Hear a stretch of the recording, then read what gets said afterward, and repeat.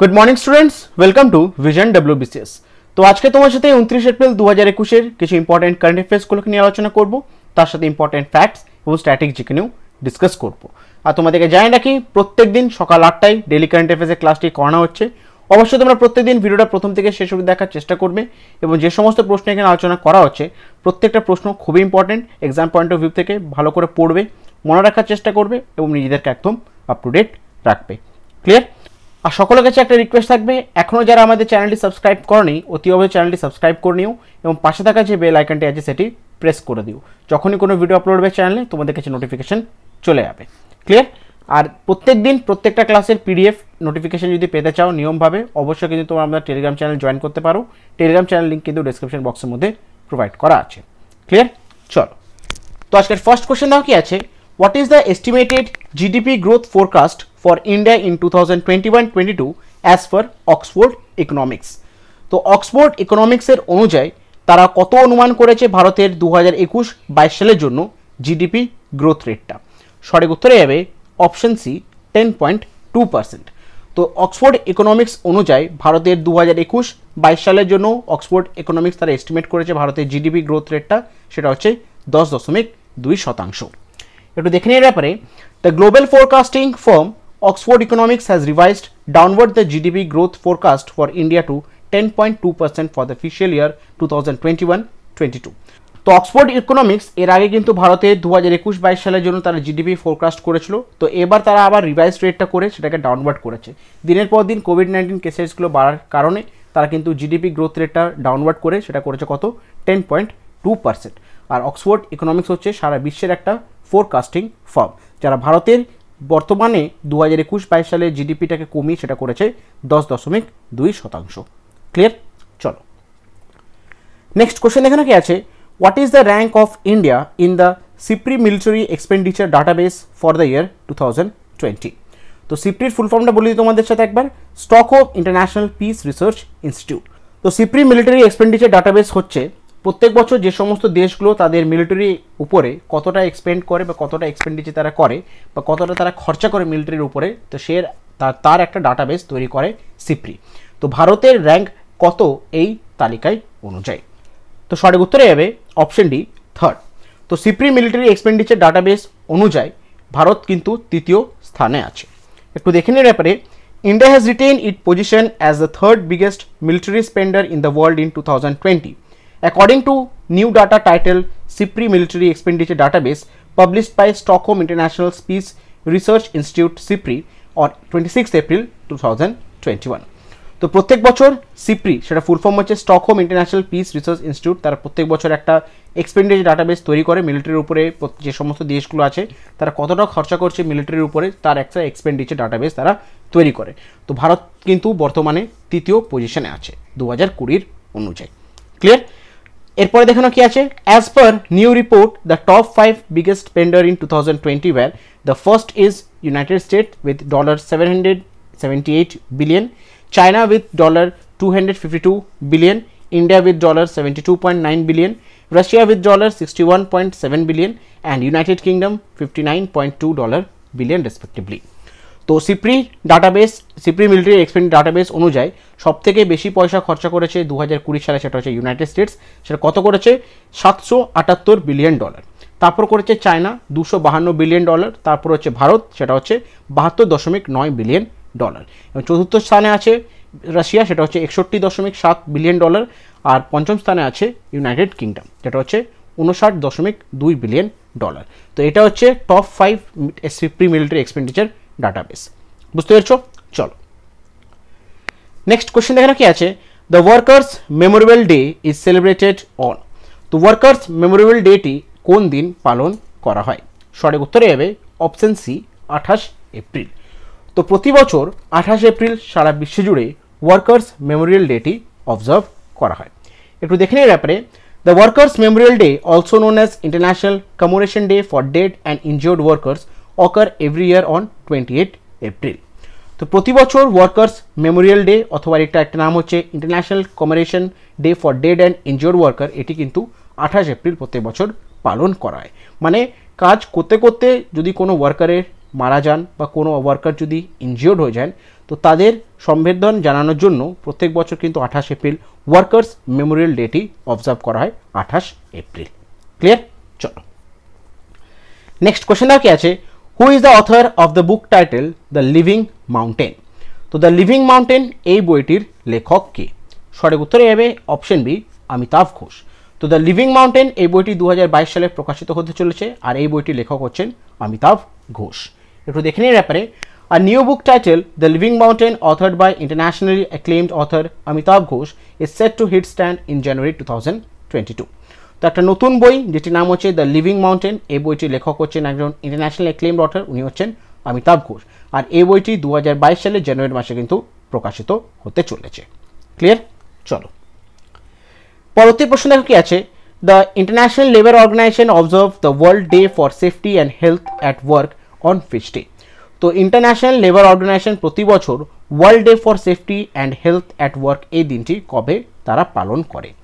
তো সঠিক উত্তরে যাবে অপশন ডি, 28 এপ্রিল। তো প্রতি বছর International Labour Organization World Day for Safety and Health at Work এই দিনটি পালন করে 28 এপ্রিল।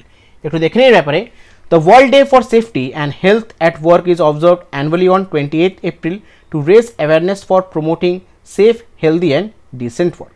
তো প্রতি বছর International Labour Organization World Health for Safety and Health at Work এই দিনটি পালন করে 28 এপ্রিল। আর এই দিনটি পালন করার মূল উদ্দেশ্য হচ্ছে কাজের ক্ষেত্রে বা কাজের সময় যাতে সবাই যাতে ভালো করে সেফটি প্রিকশন নিয়ে যাতে কাজ করে, নিজের শরীরকে যাতে হেলদি রাখতে পারে, ডিসেন্ট যাতে কাজ করতে পারে, মানে সমস্ত সেফটি মেজার দিয়ে যাতে কাজ করতে পারে নিজের সুস্থ সম্মত রেখে। তো সেইটার জিনিসটার ব্যাপারে অ্যাওয়ারনেস ক্রিয়েট করার জন্য ইন্টারন্যাশনাল লেবার অর্গানাইজেশন প্রতি বছর World Day for Safety and Health at Work এই দিনটি পালন করে 28 এপ্রিল। ক্লিয়ার? থিম কিছু 2021 দেখেন একবার, anticipate, prepare and response to crisis, invest now in রিসাইলেন্ট occupational safety and health system. এটা ছিল 2021 সালের world Day for Safety and Health at ওয়ার্কের থিম। খুবই ইম্পর্টেন্ট, ভালো করে মনে রাখার কিন্তু থিমটা চেষ্টা করবে। ক্লিয়ার? তো ইন্টারন্যাশনাল লেবার অর্গানাইজেশনের ব্যাপারে একটু দেখে নিই আমরা। হেডকোয়ার্টার কোথায় আছে? জেনেভা, সুইজারল্যান্ডে। ফাউন্ডার কে? Paris peace conference. হেড কে হচ্ছেন, ডাইরেক্টর জেনারেল হচ্ছেন গাই রাইডার। ফরমেশন হয়েছিল 11 এপ্রিল 1919 সালে এবং প্যারেন্ট অর্গানাইজেশন হচ্ছে ইউনাইটেড নেশন। ক্লিয়ার? চলো নেক্সট কোশ্চেন দাও কি আছে, the submarine KRI Nangala which went missing recently belongs to which country? তো কিছুদিন আগে একটা খবর পাওয়া গেছে যে ইন্দোনেশিয়ার একটা সাবমারিন KRI Nangala যেটি মিসিং হয়ে গেছে, আর তারপরে কিছুদিন পর এটা পাওয়া গেল যে সমুদ্রের তলায় 3 টুকরোতে কিন্তু এই সাবমারিনটি পাওয়া গেছে।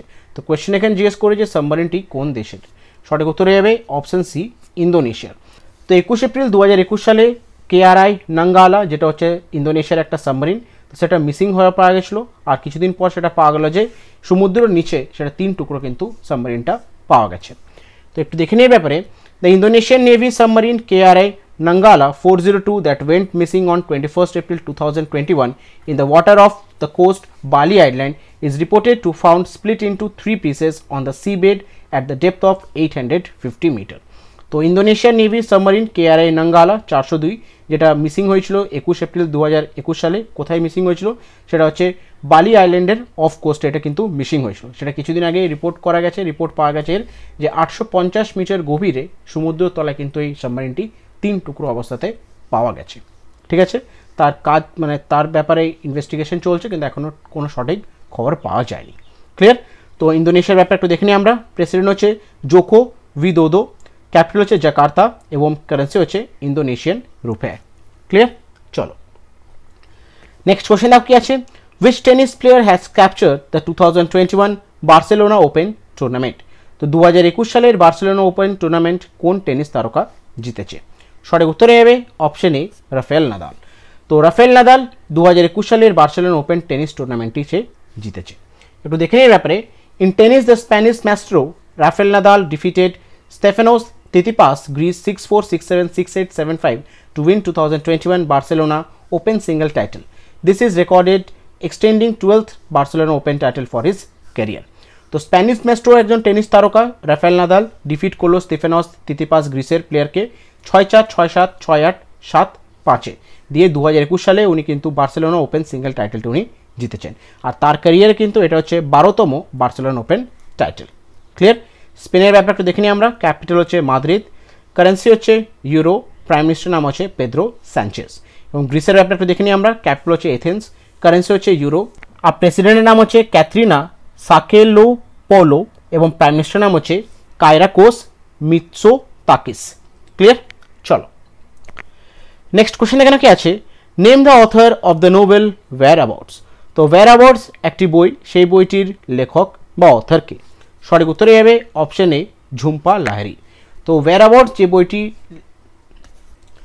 তো ওয়্যার অ্যাবাউটস এই বইটির লেখক হচ্ছেন ঝুম্পা লাহিড়ী।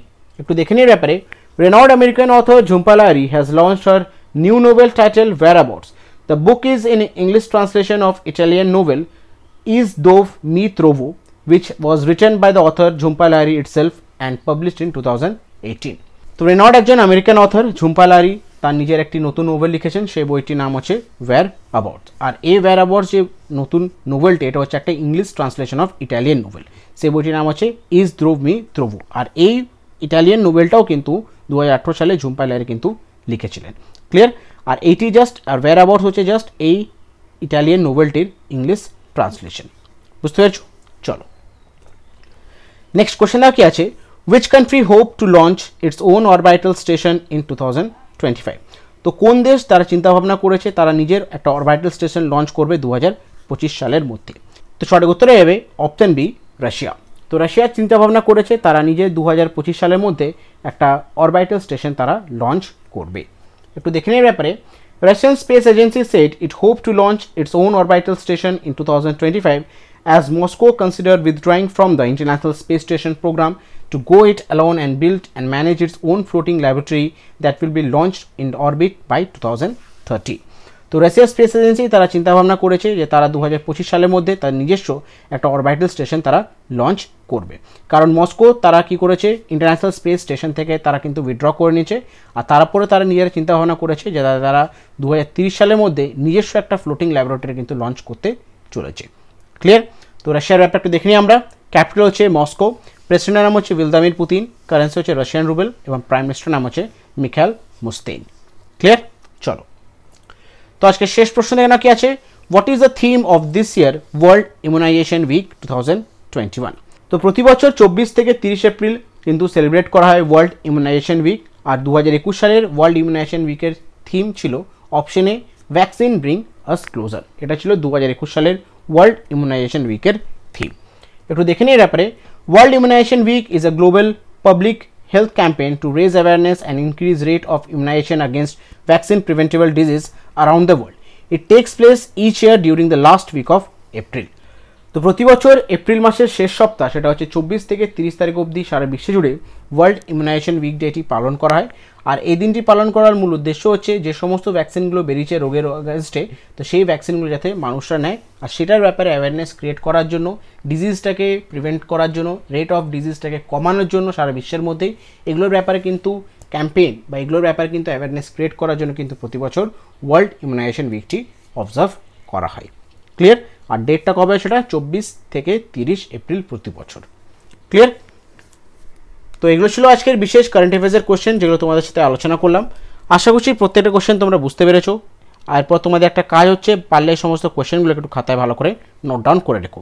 পরবর্তীকালে যখন তোমরা খাতাটা খুলে পড়বে সেখানে প্রচুর কারেন্ট অ্যাফেয়ার্সের কোশ্চেন এক জায়গায় পেয়ে যাবে, তোমাদের পড়তে এবং জিনিসটা বুঝতেও সুবিধা হবে। তো সে কারণে তোমাদেরকে রিকোয়েস্ট করে বলছি জিনিসগুলোকে পারলে একবার ভালো করে খাতায় নোট ডাউন করে নিও। ক্লিয়ার? আর একটা ইনফরমেশন সকলের কাছে দেওয়ার আছে, যারা এখন আমাদের টেলিগ্রাম চ্যানেল সাবস্ক্রাইব করোনি অতি অবশ্যই কিন্তু টেলিগ্রাম চ্যানেল সাবস্ক্রাইব করো না, কারণ সেখানে কিন্তু প্রত্যেক দিন প্রত্যেকটা ক্লাসের পিডিএফ প্লাস নোটিফিকেশন এখানে শেয়ার করা হয়। তো অবশ্যই ডেসক্রিপশন বক্সটার লিঙ্ক প্রোভাইড পেয়ে যাবে, তোমরা এখানে প্রোভাইড করা থাকবে, সেই লিঙ্কটা ক্লিক করে তোমরা কিন্তু টেলিগ্রাম চ্যানেলের সাথে আমাদের যুক্ত হয়ে যাও। ক্লিয়ার? তো আজকে ক্লাসটা আমি এখানে শেষ করছি। ক্লাস যদি ভালো লেগে থাকে, ইনফরমেটিভ লেগে থাকে, অবশ্যই সকলকে রিকোয়েস্ট করবো ভিডিওটা লাইক করো, নিজের বন্ধু বান্ধব গ্রুপসের মধ্যে ভিডিওটা শেয়ার করো। এখনও যারা চ্যানেলটি সাবস্ক্রাইব করোনি অতি অবশ্যই কিন্তু চ্যানেলটি সাবস্ক্রাইব করে দিও এবং পাশে থাকা যে বেল আইকনটা সেটি প্রেস করে দিও, যখনই কোনো ভিডিও আপলোড হবে চ্যানেলে তোমাদের কাছে নোটিফিকেশন চলে যাবে। Thank you.